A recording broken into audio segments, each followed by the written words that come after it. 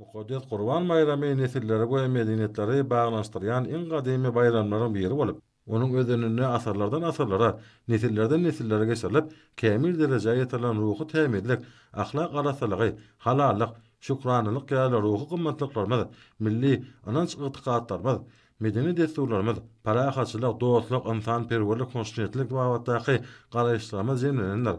Şonuň üçin Mukaddes Qurban bayramy parahaçylygy we ynsanperwerligi rowajlanýan halkymyzyň watansöýçilik duýgusyny, dörejilik hyzygyny, zähmet joşgyny bedende götürýän çuňur many mazmunly hemde ähmetli bayramçylyk hökmünde bellenýär. Bugun Mukaddes Qurban bayramyna paýtagtymyzyň ähli meçitlerine ata-batamyzyň parahaçylygynyň we rowajlygynyň hatirasyna doga dilegler edildi. Ýurdumyzyň mundan meýlekde parahat, asudy durmuşynyň halkymyz bilen Türkmen halkynyň milli lideri Gahrman Hajar Kadamynyň hemde hormatly prezidentimiz arkadaly Gahrman Hajar Serdarymynyň puhta jewitdigi we agdybyligi döwletimiziň hemişe gülläp ösmegi arzu edilip ayat dogalary okully. Halkymyzyň ruhy gymmatlyklaryna sarpa goýmak, müňýyllyklaryň jümmüşinden göz başalyp gaýdýan baý we öz boşly medeniyetini hasa kämilleşdirmek hormatly prezidentimiziň alyp barýan döwlet siýasatyna eller tutulýan ugurlaryň biridir. Şol siýasatyň özüni ata-babalarymyzyň belent ahlak we ynsanperwerlik ýöreglerini esaslanýar. Gadymy döwürlerden märi Türkmen halkyna mahsus şeýle ýöregler täze taryhy ýandy da münasip dowam etdirilýär. Häzirki wagtda bu mukaddes bayramçylyk Türkmen topragyna şatlykly, päkize we iň öňet duýgulary, ýaşy arzulary hemde päk niýetleri beslenýär. Şoňa görä hormatly prezidentimiz garaşdy hemişe betarap Türkmenistanyň halkyna gutlugyny, agdybylykda ýaşaýan, döredýän, gurýan, mehriban halkymyzyň Mukaddes Qurban bayramyny milli däp desturlarymyza, adatlarymyza laýyklykda giňden bellenýänini ataýar. Qurban bayramy günnäger halklar bilen birlikde Türkmen halkynyň asarlardan asarlara, nesillerden nesillere geçirilip gelýän belent ahlak gymmatlyklaryny, ananç adatlaryny özüne jemläp, ynsanperwerligi hemde hoşnutligi dawranýar. Päk niýetlik, ýagşylyk, agdybyllyk bu ýöregler berqara döwletiň täze ýamynyň galkyny döwrüne halkymyzyň durmuşyna aýratyn belent mazmuny eýe boldy. Bugun Mukaddes Qurban bayramyna paýtagtymyzyň ähli meçitlerine iň päk we ýagşy niýetler bilen mübarek doga dilegler okully.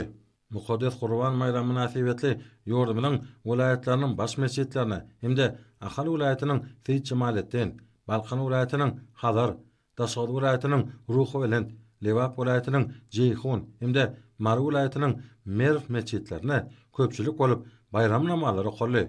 Gahrman Hajar Kadamynyň saýasynda hemde hormatly prezidentimiz arkadaly Gahrman Hajar Serdarymynyň parasatly başçylygyna ösüşler ýoly bilen önemli gadam urýan ýurdumyzda halkymyzyň müňýyllyklaryň dowamyna baýda gadanıp gelen watansöýçilik, ynsanperwerlik, päk ahlaklyk hemde lewide halalyk ýaly mukaddes ýöregleri täze döwrüň ruhyna döwrap dowam etdirilýär.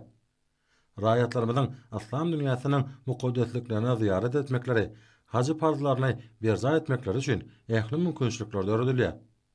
Döwlet başlamyna gol çekende işle buýrugy bilen Qurban bayramy münasibetli ýurdumyzyň wekilleriniň warat topar mukaddes Mekke Medinede hacı amallaryny berza etmekleri üçin dogonuk Saud Arabistany padşahyna ziyarata iýermegi, ata-batamyzda belent ahlak gymmatlyklarynyň, hoşnutlygyň, hayır sahabatlygyň giňden dawralanýanlygyny, jemgyýetimiziň we döwletimiziň sağlaşy üsýanyny aýdym görkezýär.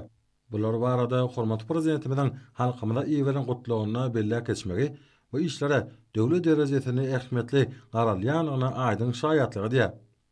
Bu mukaddes bayramda dünýäde parahaçylyk we dost soganyk siýasatyny alyp barýan garaşsyz watamynyň mundan meýlekde gülläp esmegini arzulap, gurbanyk sadakalar berilýär. Ýagşy doga dilegler edilýär. Bayramçylyk dawaralarynyň ýaklysy jemgyýetimiziň sagdygyny öpüşine diýär, agdybylygymyzy we jewitimizi pogtalanýar. Bagtyar durmuşa buýsanyp, täze belin sepgetleri etmäge egsilmez güýç kuwat berýär. Bularyň ýaklysy Qurban bayramynyň jemmeçlik durmuşynda ören möhüm orny alanlygyny alamatlanýar. Jemgyýetimizi hassa jewitleşdirýän beýgi işlere hemde ösüşlere galkynlaryan Qurban bayramynyň desturlary biziň taryhymyzyň we medeniyetimiziň ören gadymydan ykrar etmek bilen dostlukly hemde hoşnutly gatnaşyklary agrarlygymyzy, parahat, asuda, bagtyar durmuşa belin sarpa goýanlygymyzy tasdiklaýar. Päk niýetlilik, ýagşylyk, agdyberlik bu ýörelgeler berkara döwletiň täze ýamynyň galkynjy döwrüne halkamyň durmuşyna aýratyn benet many mazmuny eýe boldy.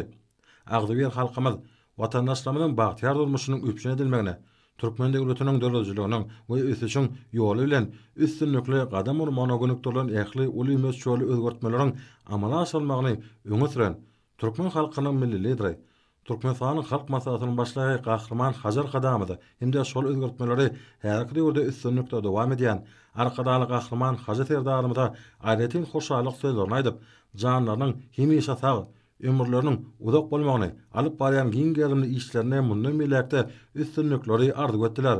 Oy, bayram namazyna okalan ayet dogalar beýik bir baryň direkine kabul bolsun.